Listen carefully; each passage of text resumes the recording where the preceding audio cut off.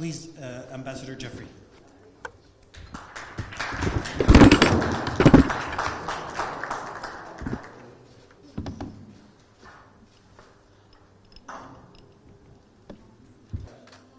$12 million people, half the population, have been driven from their homes.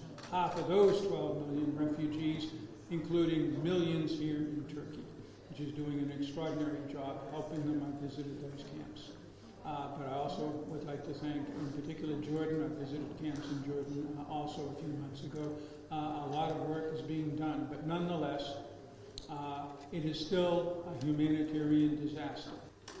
If we are not careful, Russian and Iranian ambitions in Syria will do lasting damage to that entire system. That's another reason why we must be very, very vigilant and we must work together.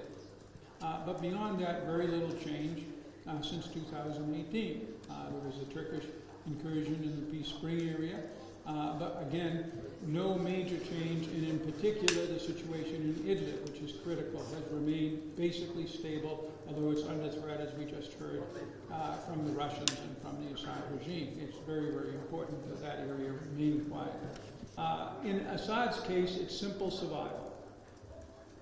We've seen that again and again. He has refused compromises, including those offered at the highest levels of the U.S. government, for any kind of settlement that would allow his people to return, allow money to flow to rebuild a country, but requiring him to share power and to change his behavior. He refuses. He would rather rule on top of rubble than give up his evil control of what's left of his country. It is a whole series of issues that have Turkey defending Turkey across the frontier. It is the fear of a new assault from the PKK. It is the 3 million refugees that Turkey has and the fear that more will come. There's 3 million people, mainly displaced people right now in Idlib, close to the Turkish border. I've been there, I've seen them. There is the threat of Iran, the threat of Russia, which is pressing in the Black Sea, in the Caucasus, in Ukraine, also from the south, and the Iranian threat. And there's Assad himself, no friend of Turkey's. So there are many security concerns that has Turkey involved. You've got a crisis at 3 levels.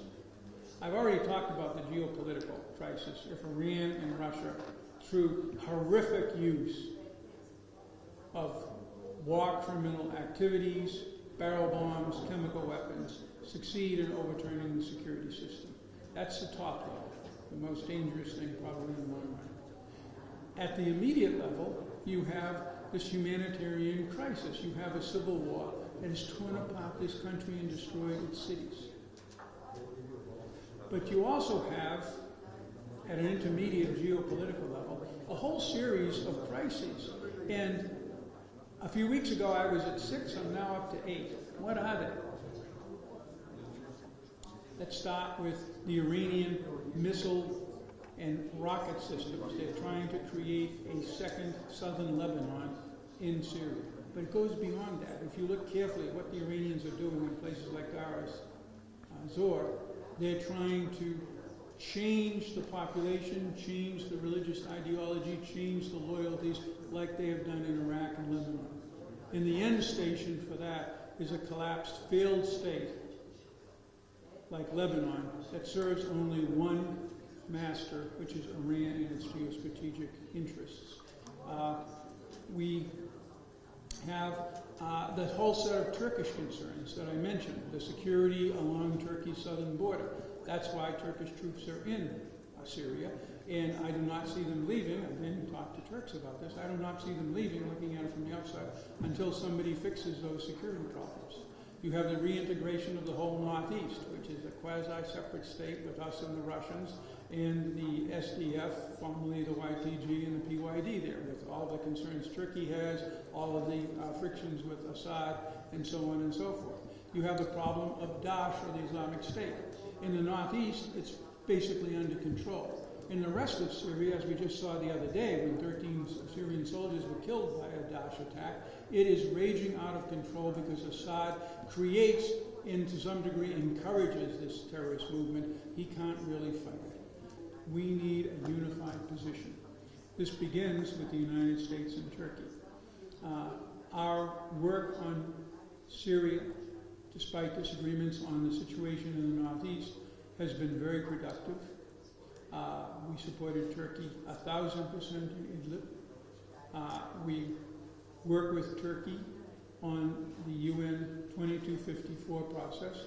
Unlike Turkey, we're not a member of the Astana group, but we welcome Turkey's usually very productive role in the Astana group, limiting some of the ideas the Russians and the Iranians have. Under any and all circumstances, you're not going to have a solution to Syria without Turkey, and that means American-Turkish cooperation. This has to be a collective effort. If you want to shape American policy, the more America hears similar messages from all of its partners and friends in the region, the more you will have, I think, a happy policy. Any successful policy has to fix the Iranian problem. It has to fix the refugee and internally displaced persons problem. It has to deal with Turkey's security concerns along the southern border. It has to deal with the situation in the Northeast in a way that suits the United States, suits the Turks, and suits the people of the Northeast and the rest of Syria. It has to deal with the situation of Daesh. It has to deal with the chemical weapons question. It has to deal with the drug trade. Those are all major international issues. Without a solution to them, you don't have an effective policy. So let's keep working together and exchanging views, and thank you again for your interest in this very, very important subject.